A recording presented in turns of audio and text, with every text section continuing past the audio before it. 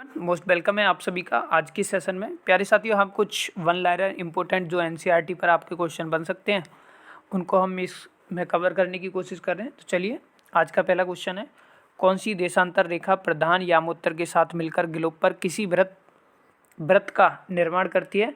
तो ये है 180 देशांतर।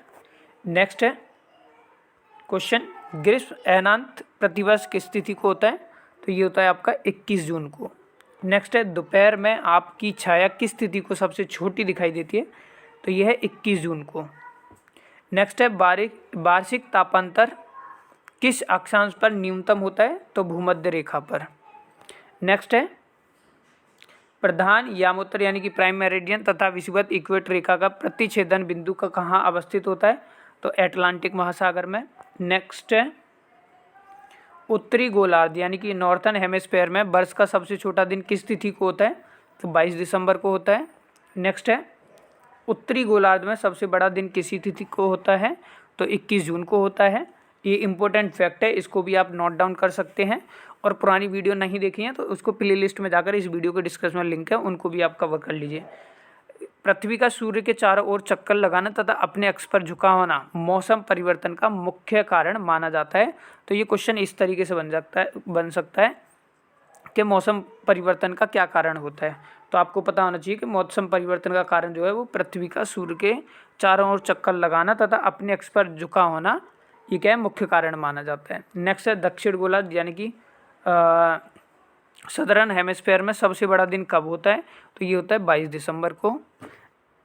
ये इंपॉर्टेंट फैक्ट है दोस्तों, इसको बहुत ध्यान से पूछना। डायरेक्ट क्वेश्चन पूछा जाता है कि उपसौर किसे कहते हैं, ठीक है, तो ये आप पूछ लिया जाता है। तो ध्यान रखना कि पृथ्वी जब सूर्य से निकटतम दूरी पर होती है तो इसे क्या कहते हैं, हम उपसौर कहते हैं। और ऐसी स्थिति कब होती है? जनवरी को, 3 जनवरी को होती है। अब यहाँ से 2 क्वेश्चन बन सकते हैं। पहला तो ये पूछा जाता है कि पृथ्वी जब सूर्य से निकटतम दूरी पर होती है तो इसे क्या कहते हैं, ठीक है।